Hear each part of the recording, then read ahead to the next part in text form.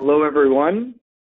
My name is Zach Hirschfeld with Prodigy Finance. Hope you're having a wonderful morning, afternoon, or evening wherever you are. I know most of you are tuning in from India, so hello to all of you.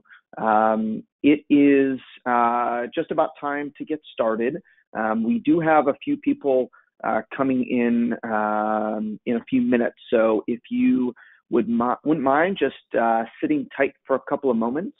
I would ask you right now is a great time just to, stretch and get yourself situated for the next hour or so that we'll take to go through some of this information and some question and answer around study abroad. One thing that I'll ask you to do as well is this is an open webinar. So if you do have a friend or family member who is interested in tuning in, please take this moment to send them the registration link for them to sign up and tune in themselves. So I'll give each of you a couple of moments just to send a quick WhatsApp message or anything like that to let your friends and family know, and then we'll get started in just a couple of minutes. Thanks so much.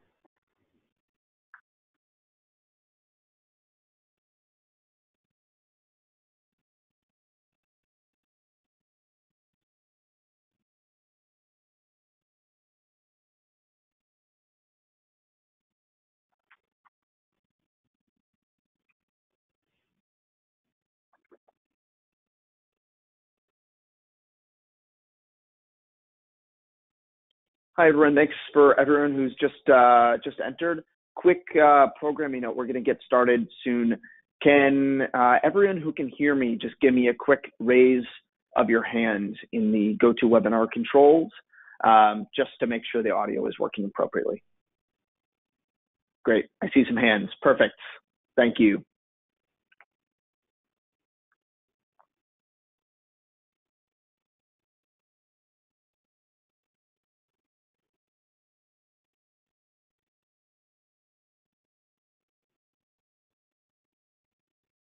We're going to get started in just a couple of moments. As I mentioned before, we do have some people joining in the next couple of minutes. So let's give them a little bit of extra time just so we can all get started on the same page together. And then we'll get going. So you do have just a minute or two if you need to grab a glass of water or have a quick stretch, and then we'll get started.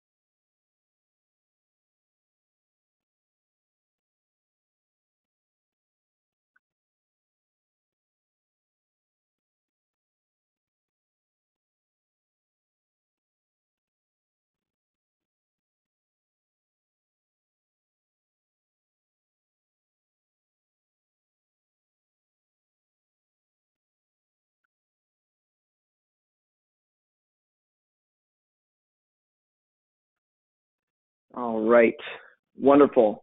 Well, we're going to go ahead and get started now. For everyone who has just joined, my name is Zach Hirschfeld. I work with Prodigy Finance. We are an international student lender funding international students studying their master's degrees abroad. So a little bit about me.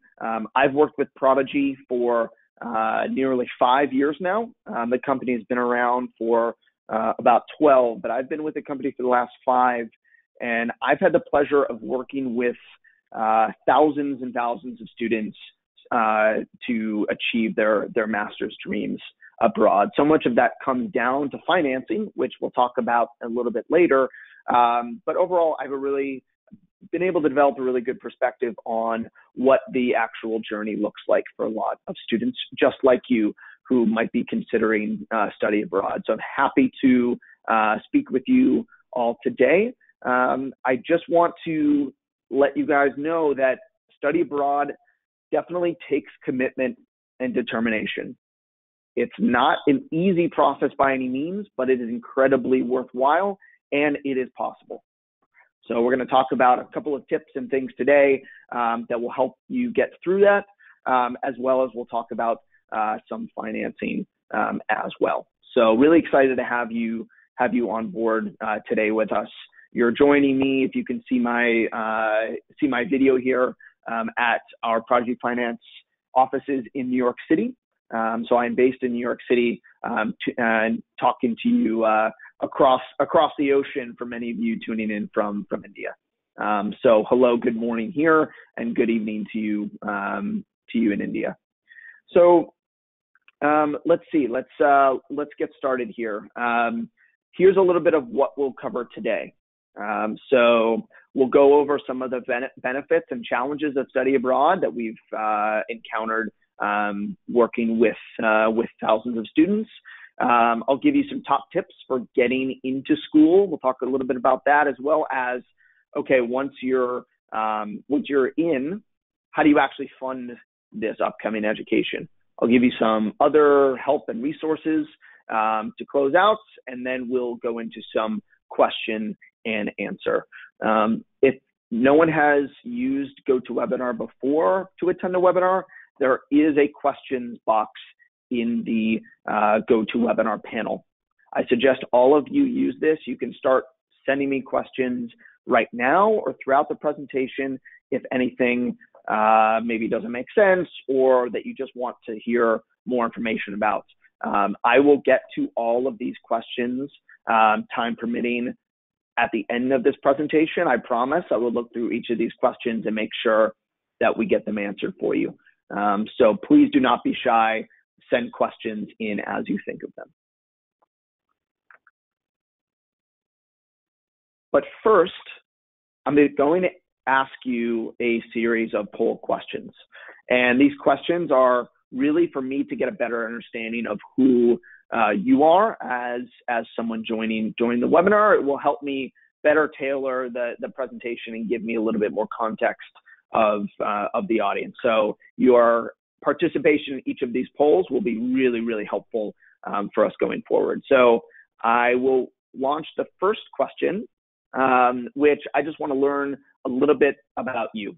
So which of the following describes you? Are you an undergraduate student, perhaps in your final year? Are you an undergraduate with still some more time remaining until graduation? Are you perhaps you're a working professional, so you're out of school? Or maybe you're a parent who's joining this in sort of the interest of your undergraduate student. Or if you select other, please send me what it is that describes you in the chat feature. I'd love to hear that.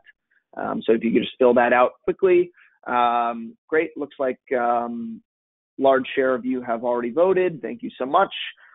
Looks like 73, okay, 81% now, amazing.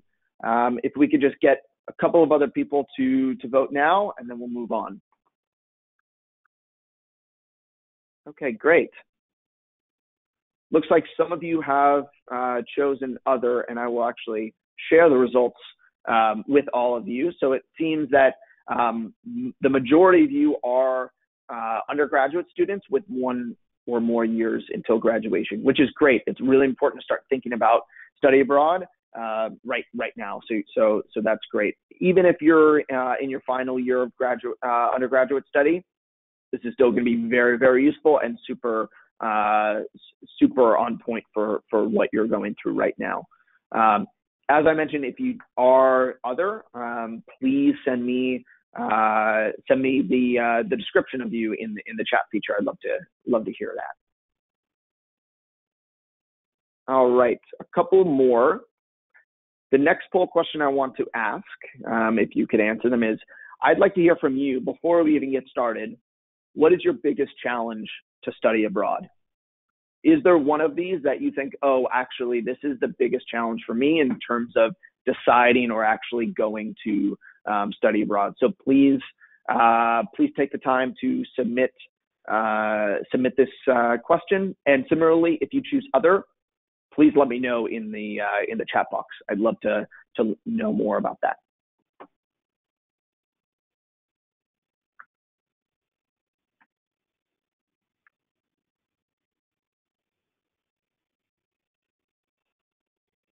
All right, let's see if we can get a couple more to vote, and then we'll move on. Closing in 5, 4, 3, 2, 1. All right. Let's share these results here. So it looks like we're actually pretty well spread across, obviously you may have multiple of these challenges kind of flagged in your mind, and we'll go over all of these questions here. But good to know that if you think that one of these challenges is really, really important to you, you're not alone, because other people are thinking about these same exact issues. Thank you so much for sharing that. Now, I'd love to know, when do you plan to start your study abroad program? So if you could select the following. So if it's 2020, that means that you plan to actually enroll and travel abroad in the next year. Let's say starting a program in August of 2020. If you are thinking about 2021, so maybe you'll then submit applications next year to start the following year, that would be 2021, and so on. If you don't have any plans to study abroad right now and you're just more in the really early beginning phase, please tell me that as well.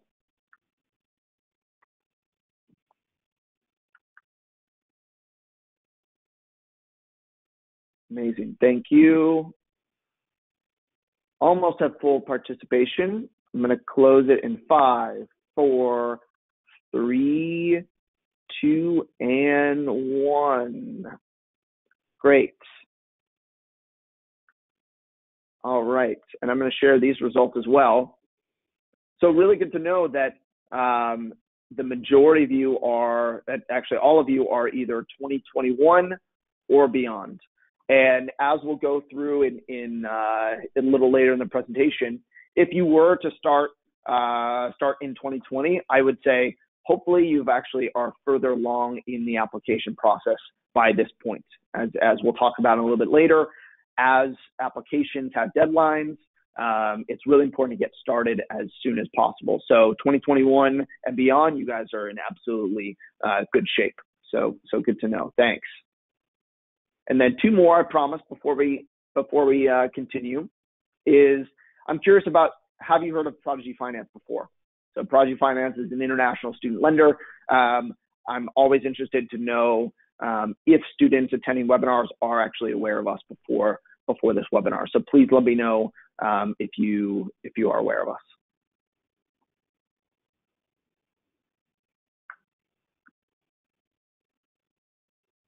All right. Almost full participation. If we can get a couple more people to say yes or no. Close in 5, 4, 3, 2, 1. All right. I'll share these as well, which is great to know that a lot of you have not heard of Prodigy Finance before, which is amazing that you've been able to come here to this presentation, because I'm going to tell you a little bit about Prodigy as well. It's a company that's really close to my heart, and we're doing a lot of good to be able to provide financing to students from all over the world. So really excited that you're all here. To those of you who have heard about Prodigy Finance before, maybe have attended a webinar in the past, or perhaps an event, or know someone who's taken a Prodigy Finance loan, hello again, and I'm glad you're here. And then one more, because I know this this webinar is for a number of students participating in ICPC, the International Collegiate Programming Contest. I would just love to get confirmation from you. Are you participating in ICPC this year? I'd love to hear about that. So no worries if you're not participating. All are welcome. But please just let me know in the poll whether yes or no you are participating in ICPC this year. And this is the last poll question before we get on to the content. All right. Closing in 5, 4, 3, 2, 1. All right. And just to finish this out, it looks like most of you are. So congratulations for participating in ICPC this year. It's a great competition. Prodigy Finance is a proud sponsor of ICPC. So we love supporting international programs, specifically around computer science, because we fund so many computer science students from all over the world. If you're not participating, then perhaps maybe you can participate next year. It's a really great competition. All right, so let's get started. I know that those poll questions took a little bit of time, so just a quick refresher of what we're going to be discussing today. We're going to be going over benefits and challenges of study abroad, top tips, how to fund your international education, as well as I'll give you some help and resources on hand that we can share with you. And of course, we're going to get into some question and answer as well. So as I mentioned at the beginning, if you're just joining us, use the questions box in the GoToWebinar control panel. I know many of you have already sent me some questions, which is amazing. Please go ahead and do that now, and throughout the presentation, I'll get to them at the end. All right, let's get into to some of this now. So benefits and challenges of study abroad. So as I mentioned, I work with a number of different students studying abroad to do their computer science degrees, to do their industrial engineering, to do their MBA, a whole host of programs. Prodigy Finance funds a number of different programs at hundreds of different schools around the world. And as a common denominator across all of these students, these are kind of some key benefits that they see of studying abroad. By no means is this going to be exhaustive, but some of the things that we think about what are some of the perks of studying abroad? So improving your CV and opening doors to new industries can be really, really vital for you. If you're looking to accelerate your career, if you're looking to really specialize in a particular area, a master's degree abroad can be really, really important, not only for your first job out of graduation, but also continuing on throughout your entire career. With this kind of specialty and getting a master's in a particular area goes with, certainly salary increases. And I'll go into this a little bit later in terms of what those trajectories actually look like. And it's pretty startling as to your earning potential that you can have with a master's degree and without a master's degree. Also, for many people, experiencing a new place and putting yourself outside of your comfort zone can be really rewarding from a personal perspective. So definitely, this is a huge perk that a lot of students really want to take advantage of by studying abroad. as a whole, these are some really important benefits, but they don't come without challenges. I want to be really honest with you, and I'm sure you're thinking about these as well as you spoke of, as you gave me some feedback in the poll as to there are a lot of challenges. You're going to be far away from friends and family. A lot of students that I work with, this is the first time they're actually leaving their hometowns, let alone their country. And so you need to be ready for this change. It's going to be adjusting to a new culture, a new climate. Also, academics and working are very different country to country. So for instance, if you're interested in going to the US, students have a really big learning curve of how to actually navigate the academic experience, and then also getting internships and getting jobs.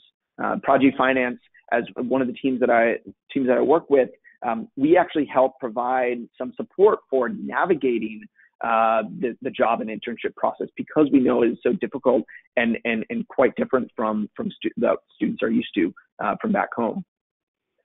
It's going to be expensive. Yes, you'll be getting a salary increase because you're specializing and because you have this on your CV, but it's a lot of upfront cost. Are you ready for that?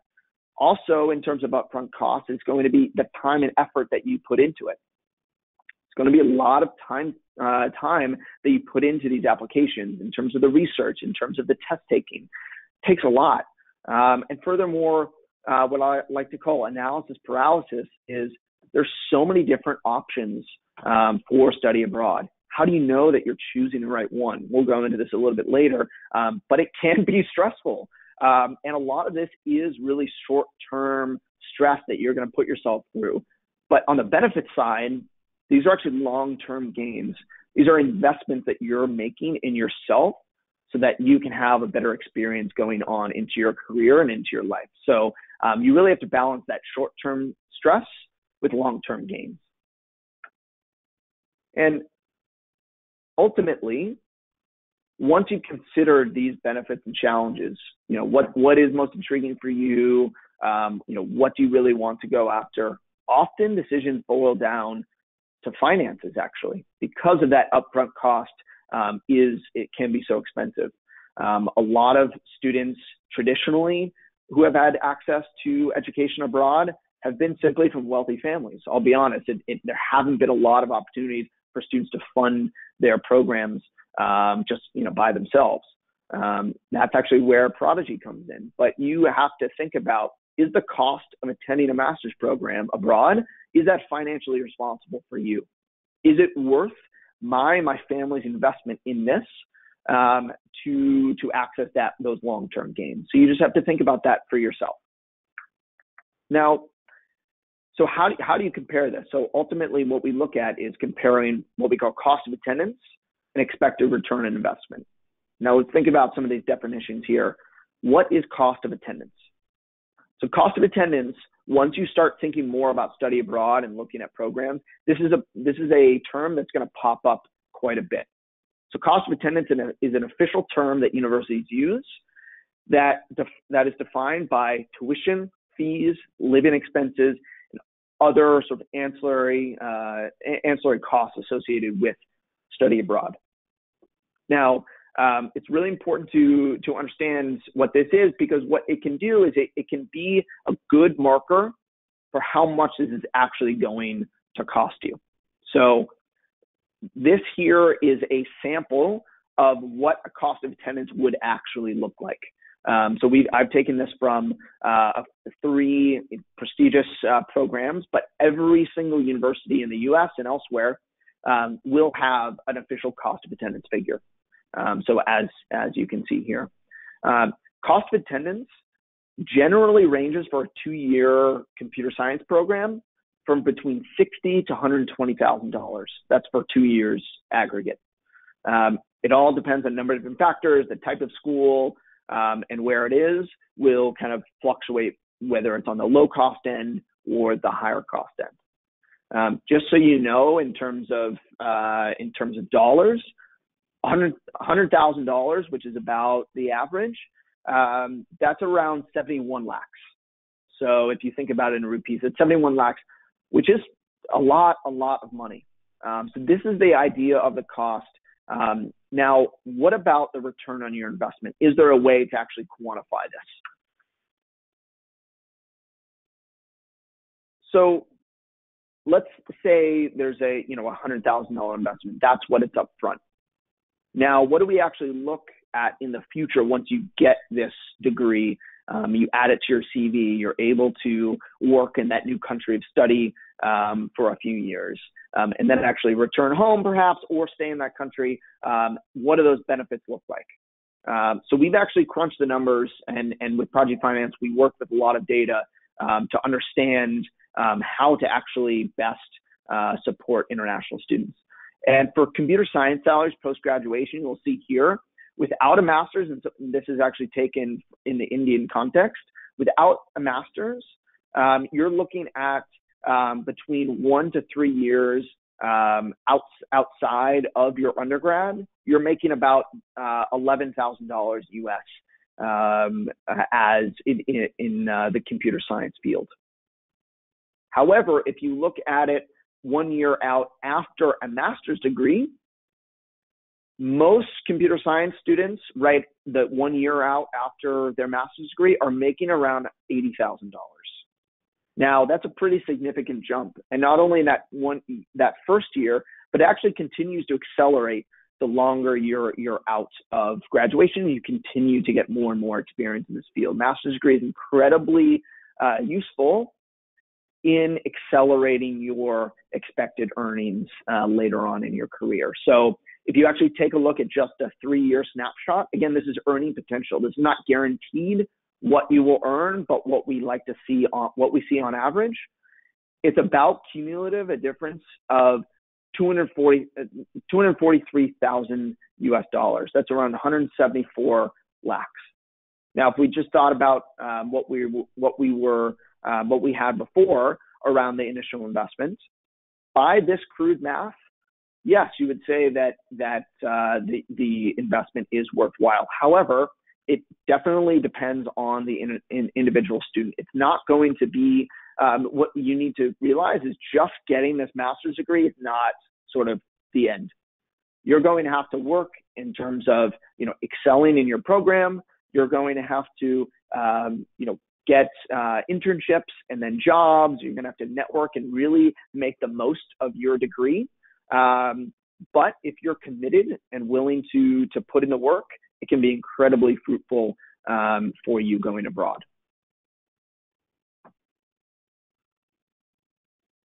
If anyone has any questions on this, these calculations or anything that we're discussing here, please use the questions box and we'll get to them at the end of the presentation. Thank you so much for already sending these questions. So now let's talk about some top tips for getting into school.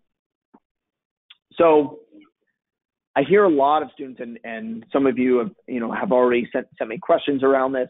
But a lot of students I work with up front say, "Hey, I just want to go to the best ranked school." They just look at the rankings and say, "Oh, I want to go to the top 5," and that's where the conversation ends. Rankings sure are one great way to get to know schools and understand the landscape. But I think overall, what you really need to do even before that is ask yourself a very simple question. And that question is, what do you want to get out of this experience? And by this experience, I mean study abroad.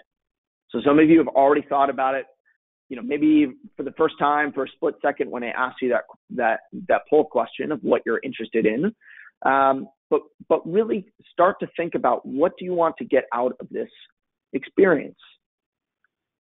Now, here are some sample questions that you can ask yourself, and potentially they can be your answers.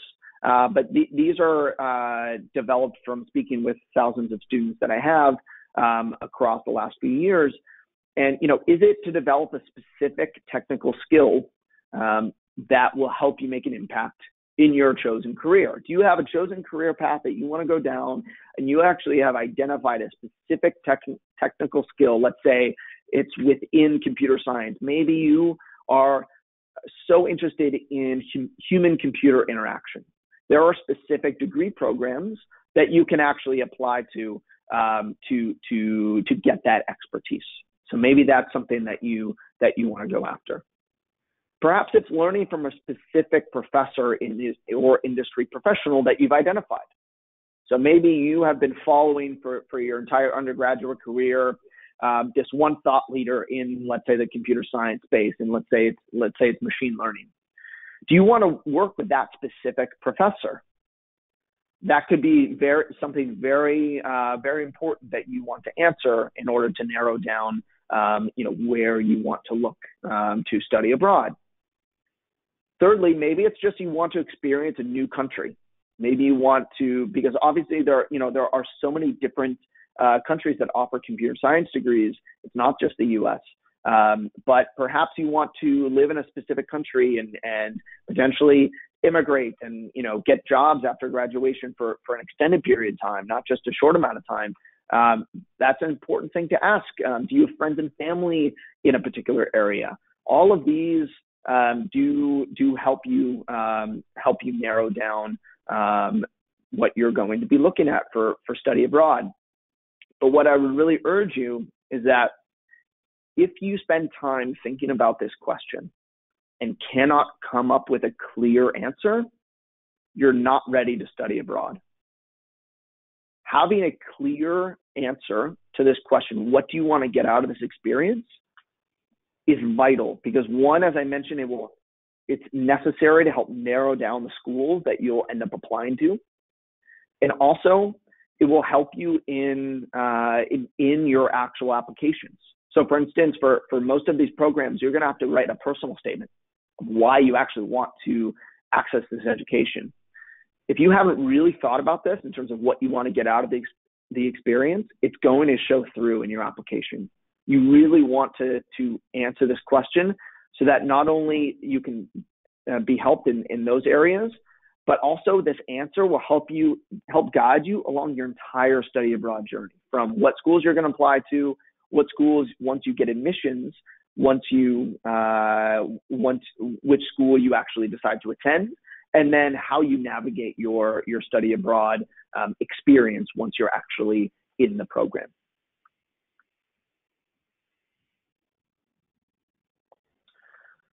So the next tip that I want to talk with you all about is actually charting your course. So I know a lot of the majority of you attending this webinar now are thinking about your studies to enroll in 2021 and beyond, which is great.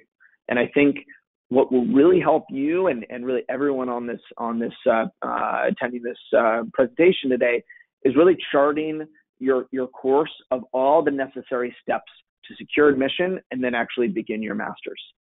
So I've broken this up into 6 really easy to understand steps where you can start following this and working on it now. The first is research. So as I mentioned before, and really you can start with answering that core question, is you want to think about what you want out of the study abroad program and then start doing research on all the different programs that can meet that need. So it's really the where, what, and why do you want to study? And this can take any amount of time. Some people take years to really figure this out. And then once they're really sure of what they want to do, then they can continue on. The second step in this course is testing. So every program will require you to take certain tests. Things like GRE, the IELTS, TOEFL, all of these different tests are necessary to get into a lot of top programs. So it's really important that you start taking these tests once you start to figure out, okay, I want to go and study abroad. Find what is required for these tests on your master's program website. They will be transparent with you in terms of all the different requirements you need for your application. Make sure you check that in detail. Next is actually applying. So you'll be applying sometimes to multiple programs. So you'll be sending multiple applications to multiple different programs. Give yourself plenty of time on this. Now, applications should not be rushed at all, because they are the one way that these programs are getting hundreds of thousands of applications. This is the one way that they will be able to understand you and then give you that admission. So take your time, sometimes 2 to 6 months, to work on your applications, refine them, and then submit them. Next, I would say, please look at each program's application deadlines. These are hard, inflexible deadlines that each of these programs set up, and often they are different per each program. Now, you can find this similar to what tests are necessary to take. You can find these all online on the master's program websites. But it's really important you do this up front and actually chart out for yourself, okay, these are the schools that I want to apply to. Okay, when is each application due, so that you can budget time appropriately. If you try to submit your application 1 minute past their given deadline, you will not be considered. So it's really important to set this up in the right way, so that you're not surprised come application time. The next is waiting on admits. It's a waiting game. Once you submit your applications, there's going to be time that each program is going to take to review all of the various applications from all around the world, and then figure out who is most qualified to have a place in their program. As a general rule, most programs will give admits between January and May. So there could be a certain program that says by this particular date you will know. Other programs will have what's called rolling admissions, so they will be giving out admits on a rolling basis. So you just really have to be patient and wait around for those admits. So it can be a frustrating time, but just breathe through it, and you'll get there in the end. The fifth step in this is, hey, congrats, you've gotten a admit. So what do you do next? Most programs, certainly as you will be studying abroad, you're going to need necessary immigration paperwork. So once you're admitted, the master's program will provide documentation for you to complete. In the U.S., this is called an I-20 application. So you'll fill that out with the university that you're choosing to attend. And then what you'll do is you'll need to set up a interview at your local consulate or embassy. In this, you'll need to provide a whole host of documentation, as well as proof that you have enough money to afford your master's program. And so to do this, you'll share any combination of bank statements or a loan letter from your lender, like Prodigy Finance, as proof that you will have enough funds to afford the education. But once that's done, you'll get a stamp of approval, and your immigration information will be set. The next and final step is actually starting school. So you have to go through the process of packing your bags, saying goodbye to friends and family. You're going to be traveling sometimes, halfway around the world to get to your particular school and city. You're going to be moving into a new home, meeting friends, and beginning your studies. That's when the real work begins. But it's rewarding, really rewarding in the end. Now, as a general rule, I've put here a standard timeline for when these usually happen.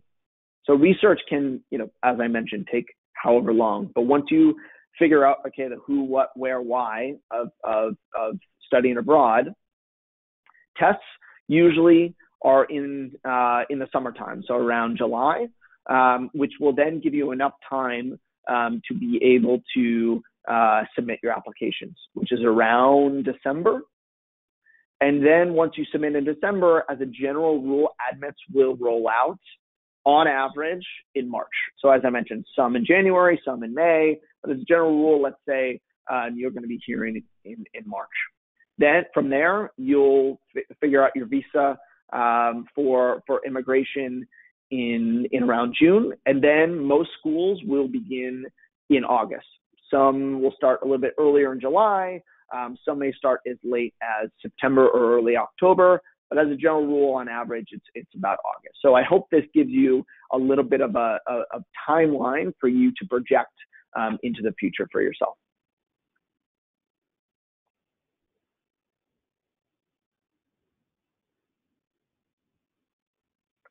Now, the third tip that I'll give you here is, as I mentioned, rankings can be really tempting to just go by them straight away. But what, as I mentioned, will really help you in kind of narrowing down this huge universe that is study abroad, and even more so for computer science, is really figuring out what are the programs that are right for you, not just based on rankings. Please don't constrain yourself to only one program or one school, or even 2, 3, 5 programs. Really start with a wide net, and then you can narrow down a little bit further. On the right, I've actually shared the top 10 most popular computer science schools that Prodigy Finance borrowers are attending. So as you can see here, these are all in the U.S., but they are kind of run the gamut of location to specific rankings. It all depends on what students are looking for in a particular program. So what you can do is research all of these potential options and actually write them down. Make a list and rank them based on how well they meet your needs. That way you can really further cull and narrow down the wide range of schools, so that then you're ready to submit your application.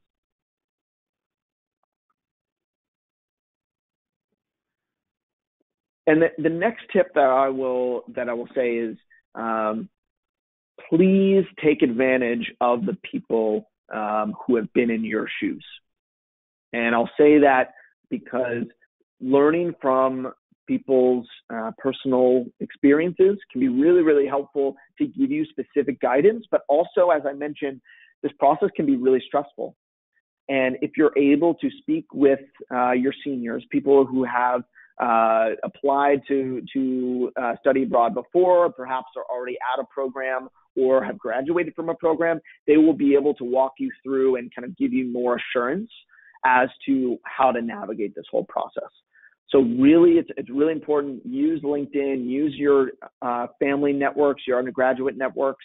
Another great resource for Indian students at universities, every university will have an Indian Students Association. You can actually look at these and find them online and get in contact with them. Ask them questions about, is anyone from your particular hometown or in your particular degree program. They can give you a little bit of tailored advice that goes a lot further than, let's say, just blindly Googling and looking online. So I really can't stress this enough. Reach out to them, request a quick phone call or WhatsApp chat. It can be really, really helpful for them to guide you through your experience. And these are just a couple of quotes that I've gathered directly from students at a few different universities in the U.S. And they have so much to say. They really want to give back to future students. So they want you to reach out to them so that they can help guide you.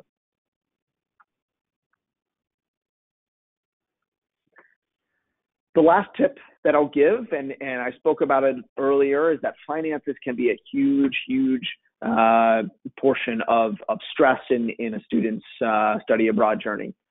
So what I can't stress enough is planning how to pay for this program. And you can start this as early as you like. Study abroad is a good investment, as we discussed earlier, but it is not a cheap one. It's a lot of upfront cost that you need to consider all of your funding options in order to take advantage of this opportunity. So I would recommend thinking about these finances as soon as you can, anywhere if you're in the research phase or if you've already applied and you're waiting on admits. Really, you can start this process as early as you like. So let's talk specifics about actually funding your education. So as I mentioned, it's really, really important to start thinking about this. How do you go about it? Financial planning is really, really important. And the best way that I know how to talk to students in your position is thinking about what are your various funding sources. So these are 6 funding sources that are comprehensive in terms of how students we see are paying for their programs. So the first is savings. So if you personally have your own savings in a bank account. The next is family contributions. So maybe you don't have the money necessary, but your family might. Are they able to pay for some or all of your education? The next is applying to scholarships and fellowships. And there are many different opportunities here. On-campus jobs is a great way to supplement your education once you arrive, but it's a little bit difficult to predict before you actually arrive. The next is company funding. So if you're a working professional, is your company able to sponsor you to be able to access this education abroad? And the last is a loan. So providers like Prodigy Finance can come in and be a real source of security for you to be able to fund your education. So I would urge you to ask yourself, how likely are you to have access to each of these 6 options? Think about it, write it down in terms of what you have available. This will help you navigate, okay, what do I actually need to think about? Do I have all the savings available? Do I need to think about a loan? Do I need to research more scholarships? Definitely think about all these options, and keep cost of attendance in mind. As I mentioned, it's a great marker to be able, as a target, to say, hey, I need X amount of money to be able to succeed in study abroad. So put that as the amount of money you need, and then what are all the funding sources that can add up to that total.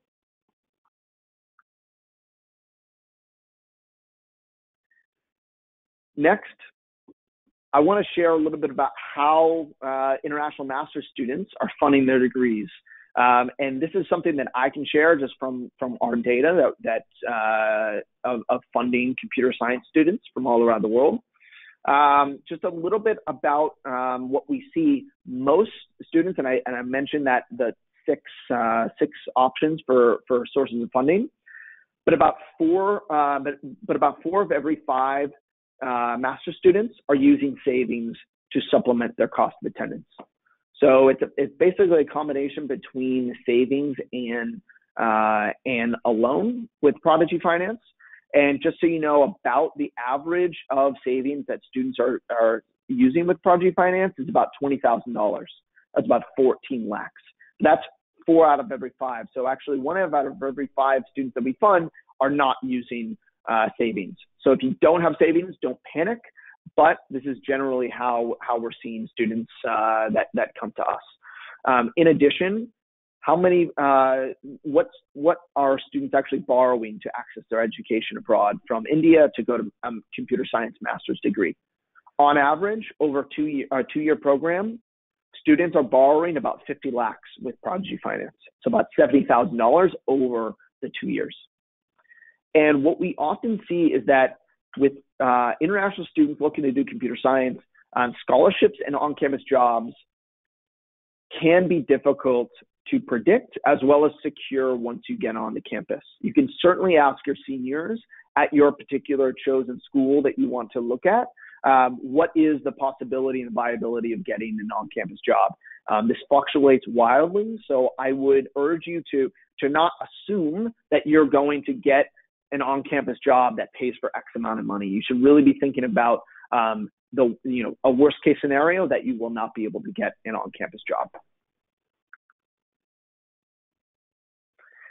So I want to close out, and before we get into some Q&A, just to mention some of the perks about Prodigy Finance. So if you are thinking about your funding sources, and all of you should, if a loan is one that you think you might need or at least want to look at, Prodigy Finance is a great option. So why are we a great option? We are an affordable way to fund your education. So unlike a number of other lenders, we do not ask for cosigner, guarantors, or collateral. So we use none of that. And it's not about your family, it's about you, yourself, and what you are looking to achieve. This can all be done online. We have a fully online application that you can get a quote within 30 minutes. And you can get funding for up to 100% cost of attendance. All depends on the variability of your application, of what you submit to us. But some students do get 100% of cost of attendance funded. Furthermore, we take care of everything for you in terms of funds sent to your school to pay for tuition and living expenses. So there are no Forex charges for you or anything like that. It can be very costly, as your seniors will tell you once you get in touch with them about converting INR to USD, all that stuff. We take care of that for you, so you don't need to worry about that. So there are a number of different benefits associated with it. We have very competitive interest rates that are affordable, that look to you to, we really want you to have a great education and to be able to succeed in your life going forward. So really quickly, what this actually looks like logistically in a loan process: you'll register and apply completely online. You'll receive a quote instantly. So from the minute you submit your application, you'll get a quote. You can accept the quote, and then you will just submit some supporting documentation to verify your application, and we'll tell you everything that you need to submit.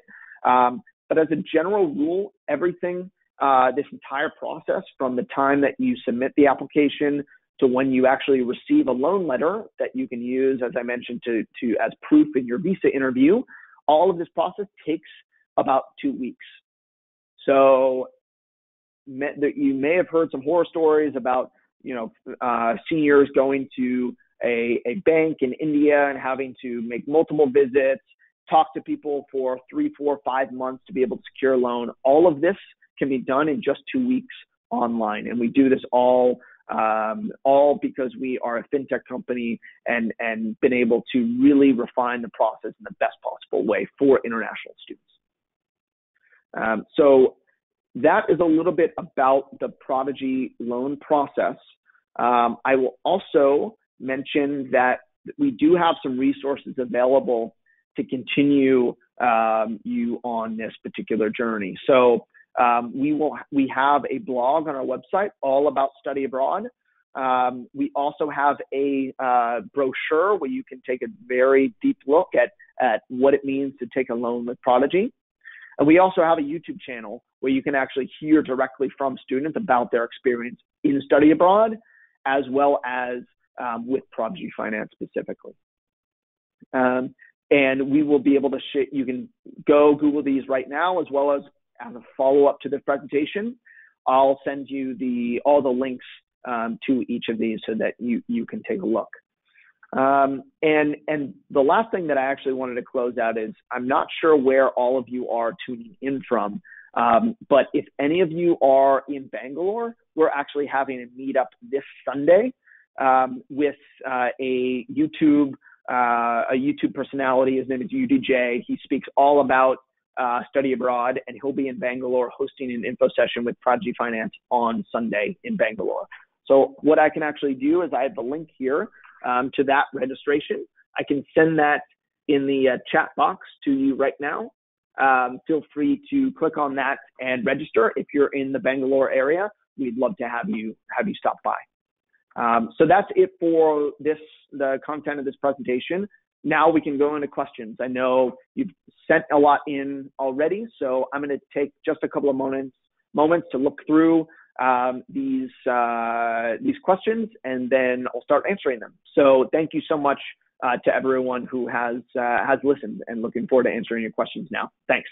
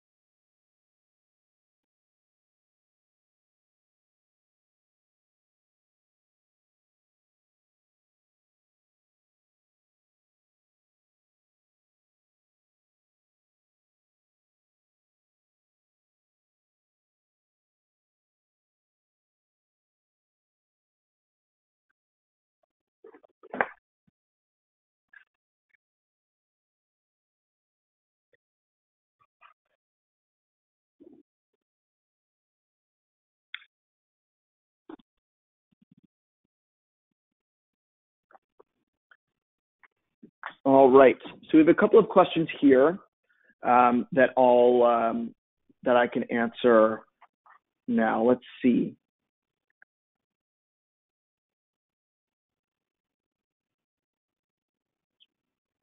So I have a question here around MS versus MEng. So for students who are not aware of the difference here, that is a Master's in Science or a Master's in Engineering. And the distinction between these two is not always the case, but sometimes the MS can be a little bit more research heavy versus an MEng, which may be a little bit more professional focused. Now I'll say which one is better. I would really urge you to think more about that core question of what you want out of this experience. Because I will say it is different for everyone.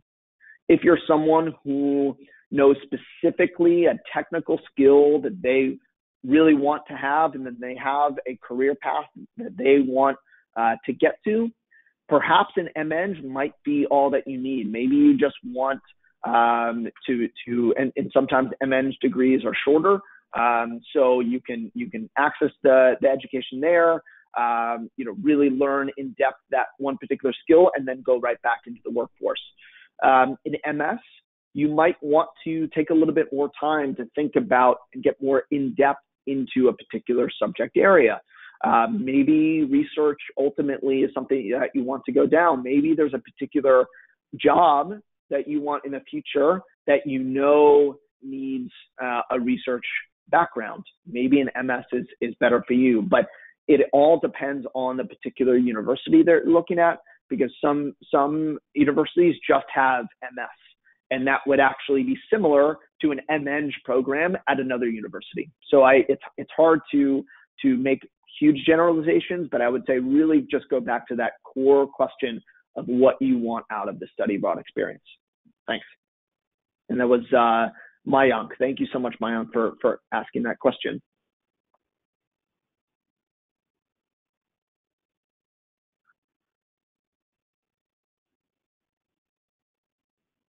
All right, let's see here. So Dinank has a question here around what if I don't have enough money and need financial aid? How would the visa application work if you don't have enough funds? So this is what I mentioned earlier about using a loan as proof of funds in that visa application. So I can only speak for Prodigy Finance, but for Prodigy Finance borrowers, the vast majority, I'd say probably 80 to 90% of our students who borrow with Prodigy Finance actually use what we call a loan confirmation letter that we give you that's free of charge after your loan has been approved, that you can print out and take a physical copy to that visa office. The visa officer will look that over in addition to all your other paperwork and say, okay, great, I trust that Prodigy Finance has money for you to afford the education that you're approved, so you're good to go, and they'll give you that stamp of approval. So I would say definitely use, if you don't have enough money and savings liquid in your bank account, a loan or some other scholarship would be really, really important for you to use and provide proof of during that visa application.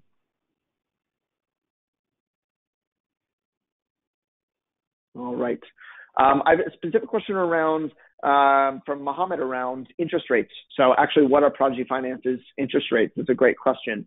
So Prodigy Finance interest rates vary based on your application between 5.5% and 8.5%. So that is the interest rate. However, it's important to take into consideration when you're comparing between different lenders, all the other fees and everything associated with that. So that is our that's our interest rates. We do charge an administrative fee, which is a nominal fee in addition to that. Many other lenders do this as well, but we're all transparent with you upfront in that application as to what are all the charges that are going to be part of the loan.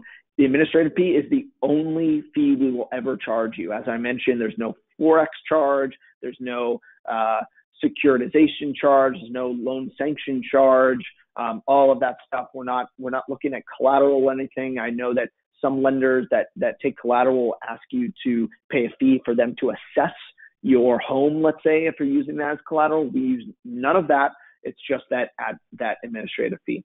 But the interest rates, as I mentioned, are between 5.5% and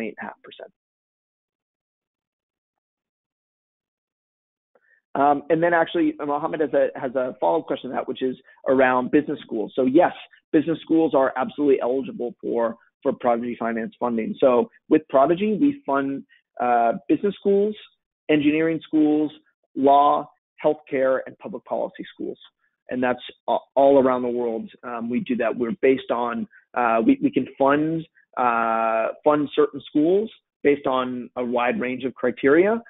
If you're curious as to which schools we fund, please go to our website, prodigyfinance.com, and you can actually look at a full list of what schools are eligible for Prodigy funding. And what's also great news is we're expanding this year on year. So we are growing the number of schools that we're able to fund. And actually in the next couple of weeks, we'll be announcing even more schools, specifically in the engineering and business realms, that we're going to be able to start funding now. So it's really exciting. If you have any questions, please just go to our website.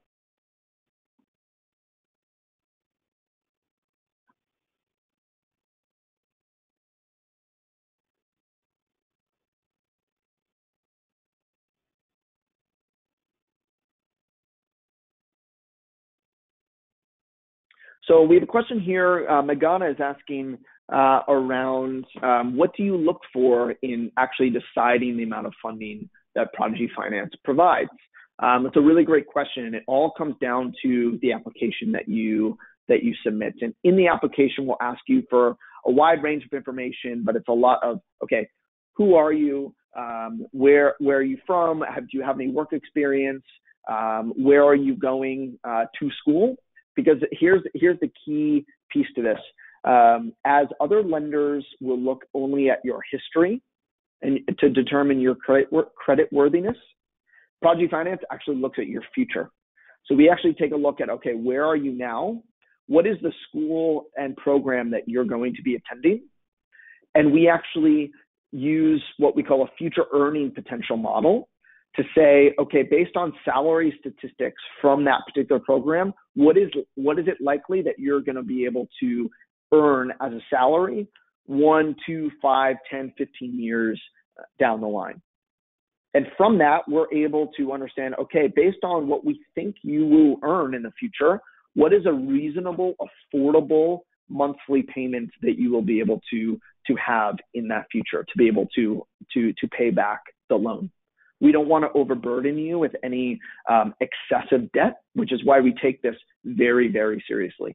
So in terms of determining the amount of funding that you provide, it will all depend on, okay, the personal characteristics of your particular application, as well as what school and program are you going to? Is your program for a number of different reasons performing well in our model based on can you actually afford the amount of money that you need in a loan?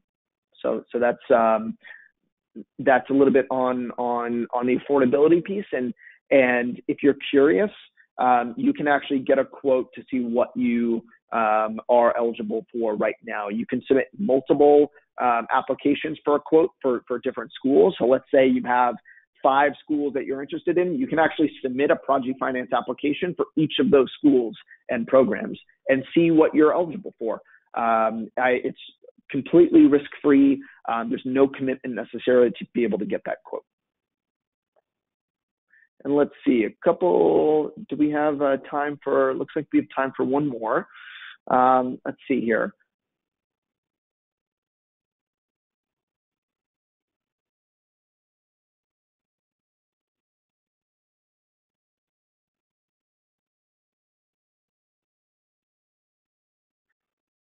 just quick, let's see, quickly, we have a student asking around how much time is given for the actual repayment of the loan.